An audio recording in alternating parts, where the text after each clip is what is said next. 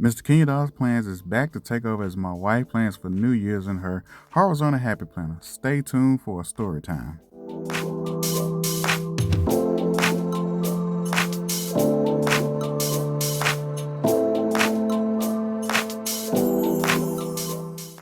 What's up, besties? It's your boy, Husband, aka Mr. Kenya Plan, back this time for New Year's. So Kenya is planning in her happy planner using KellofaPlan and AmberPlansHerDay winter stickers. But hold up for a second. Stop, pause, back up, rudeness. Let me start back off by saying Happy New Year, everyone. I'm hoping 2025 was a great year for y'all, but however, I'm hoping that your 2026 is blessed, prosperous, and just an amazing year for you. So we're going to start off there. But also, guess what? I have the mic today, so guess what I'm doing? I'm going into story mode. So I'm going to go back and kind of like give a little significance of what New Year's kind of like plays for me and Kenya. But first off, let me tell you something. So she gave her story, aka what I call the watered down version. So if you haven't heard hers, stop, pause, go back and watch her January currently page, Playing With Me, to hear a little bit of, like I said, her watered down version. But here, you finna get the straight with no chaser on the rocks. So here we go. So for most of y'all have kind of like heard like over the years since I've been doing this, some of our love story, somewhat. But here's more so the importance of what New Year's means to us. I never forget when we first met. It was like 2005 years, a long time ago. But at that time frame, that fall, well, going into the winter, we kind of like got a little serious and getting to know each other very well. Spent a lot of time together. So it was New Year's Eve, and I'll never forget this because I had to work. And in my head, I was like, man, I'm gonna go to work today. When I get off work, I'm gonna get with Kenya. We're gonna go out or go do something. These were thoughts in my head that I hadn't really expressed to her yet. However, she had made total other plans. So I think it was around about noon, New Year's Eve, and she was like, hey, I'm gonna go with my best friend. I'm gonna go home with her, and I'm gonna go to watch our church service. So I had to stop and pause because I ain't gonna much lie. I wasn't thinking about church. I was straight being a hooligan. So let me tell you something. First off, when they say our opposites attract, yes, we really do. Because let me tell you something. My baby is so sweet. She is so pure, and so she was the goodness. Because goodness was not on my mind. Let me tell you something. Because look, first off, this was the Lil Jon era. So yes, I was definitely about getting crunk. But however, it kind of bothered me. It hurt my feelings. I ain't gonna say hurt my feelings, but I was kind of a little disappointed, but also at the same time upset with myself because I didn't express to her, that I kind of like wanted to spend the night with her. So she ended up leaving. I ended up being in my feelings, no lie. I was a little hurt. So, however, at that moment, I kind of like just vowed to myself, and I was just like, you know what? When she come back, I ain't never letting it go again. And honestly, it's been like that way for 20 years now. I haven't let her go since then. Not in a possessive way, but nah, I just could never let her walk away without, number one, knowing how I felt. And two, just like to easily slip away the way she did that time. No, no, no, no. Couldn't let that happen. But that's kind of like when me and her first started dating. It was actually on New Year's. That was the initial date. So that's kind of like always been like a semi anniversary for us. That we've celebrated every year since we've been together. Okay, besties. So before I hop into the second part of my story, please hit that like button and please hit that subscribe button, okay? So, all right. So check this out. I just told you for New Year's of 2006 is when I officially asked Ken to be my girlfriend, and she was like, "Yes." So, and I was like, "Okay." So fast forward. Now we've been dating for a little over 2.5 years, almost going on 3 years. And here's the second part of New Year's and what made it so significant to us. So, 2008 was a very busy year for us, but at the same time, man, like when you're with someone and like you know that, man, that this is my person, like this is legit my person, like you start really moving in a direction not only to just saying you to them, you're my person, but also making moves to let them know that, like, hey, you're my person. Now, what was very different for me was I knew that, man, I was in love with Kenya, but I really, really liked Kenya. And, the experience that I had when I let her leave on New Year's Eve in 2006, like I said, I didn't want her to ever leave again, from that standpoint. I like just really wanted to hold on tight to her. Like I wanted to make a true commitment from that point. So, and at this point, I'm like literally thinking like next level marriage, you know what I mean? And here's the thing though. I never mentioned to her, I never talked to her about marriage, and I'm quite sure she probably talked about this in her video. But I didn't bring any of those things up. And honestly, the reason why was because it really was kind of like on purpose. Because, I really wanted to surprise her. I really wanted her to know how authentic, how real it was, how I really felt, even though in a way it kind of backfired a little bit because she was like, well, you didn't never mention anything about marriage. I was like, I didn't know I was supposed to mention anything about marriage. I mean, marriage is like, hey, will you marry me? But long story short, we're going to get into that though. So I think it was around, well, my initial plan, let me step back a second. My initial plan really was to propose on Christmas of 2008. And my goal was to get the ring because we came home to her parents. We stayed at her parents. I was going to do this whole big ordeal, get the family involved and pop the question. Well, I had a couple hiccups. First hiccup was the ring wasn't going to be there. So I had to make the ring that I wanted, let me put it like that, wasn't really going to be, I wasn't going to have it in the time frame of what I thought I was going to have it before Christmas. So that was kind of a bummer. Two, I kind of like waited so last minute, but it was like not necessarily last minute, but I think it was everyone had so much going on. I didn't know if I was going to have enough time to get everyone involved to truly do it the way that I wanted to. Because I ain't gonna lie to you, I wanted like everyone to partake. I wanted people to hold a sign, with a little message on it. Then she go to this room and it's another sign with another message. I wanted it to be like kind of one of those ordeals. Well, I failed. I failed terribly at planning that all the way out. So, yeah. So, ladies, first off, us men, we really be working hard sometimes trying to really, surprise y'all and, take things to the next level because, that's just what we do. But anyway, so, it was like, okay, I was like, you know what? Not going to do it Christmas. I'm going to make it happen for New Year's. So, what I did was because at the time we were living in Memphis, we came back home to Mississippi to visit family for Christmas. When we made it back to Memphis, I went back, ring was available, boom, bought that thing, got it. So I bought the ring, I think it was like December 26th, I want to say. So now check this out. I bought the ring, so guess what I got to do? Now I got to hide the ring. So y'all ain't gonna believe where I actually hid the ring at. Check this out. How about I hid the ring in the top of the guest bedroom closet and like some stuff in one of my boxes that I had in there that I know good and well she was not finna go check no time soon. And it's like when I told her what a ring was and how long it had been in the house, oh my goodness. She was like, are you serious? I was like, yeah. She's like, what if I would have found it? No, ma'am, you was not gonna find it. You were not going up there for nothing because there was nothing in that box that was gonna ever interest you. So I knew it was in a safe place. But so I buy the ring. So my next ordeal was because like when we went home for Christmas, like stuff was happening so fast, I never got a chance to really talk to her parents one-on-one. So after I bought the ring, after I bought the ring, my next phone call was to her parents. And I called and her mom answered and I was like, hey, spoke to whatever. I was like, asked could I speak to her dad.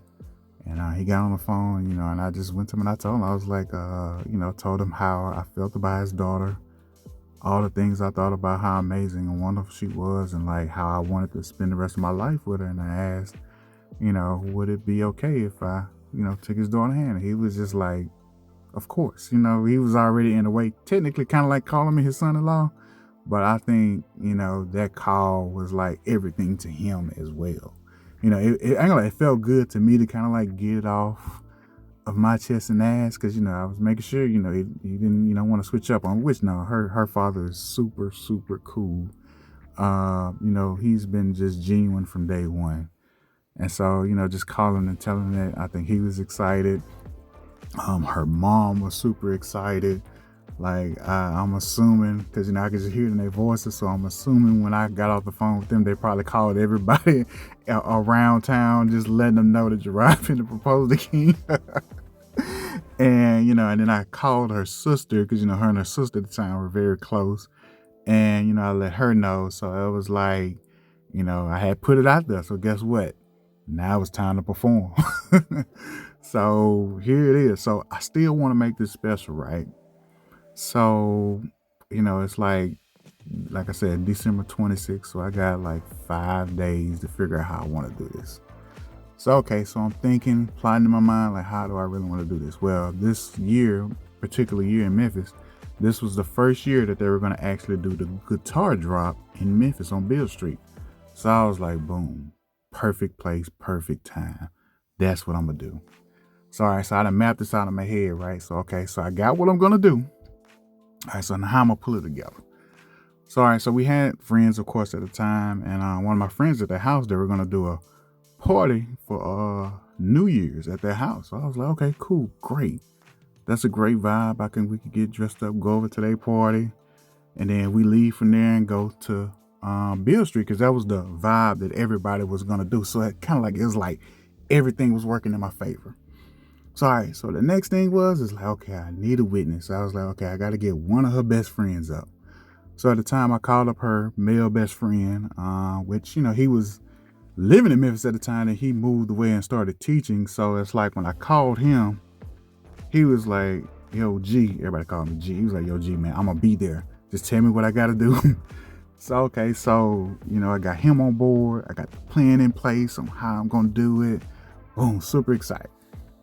All right, so it comes around to December 30th, leading to the 31st.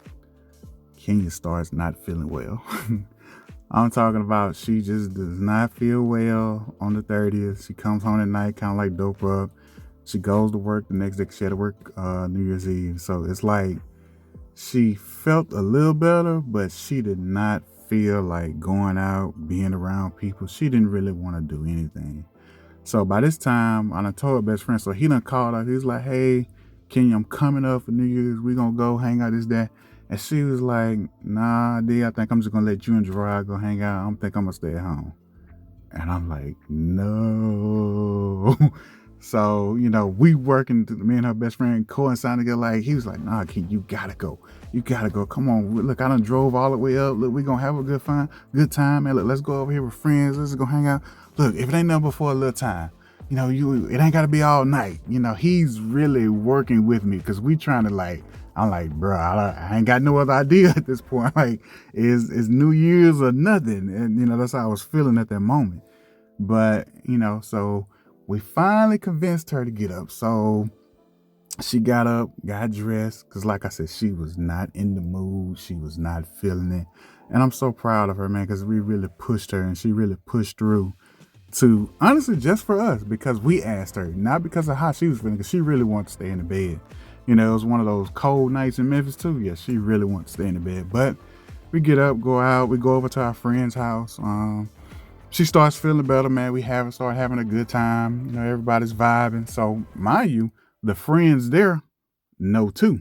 So everybody's kind of like in the know except for her. So we go over, we hang out. So eventually I think it gets close to like 11. So I was okay. Yeah, we're finna make our way downtown, because I knew it was gonna take a second to get downtown, find a park, make it out to Beale Street, because it's one of the busiest times in Memphis. So start making our way. We make it to Beale Street, and check this out. Literally, and when I say literally, we literally make it out there to the guitar drop. Literally like 2 minutes before the little countdown.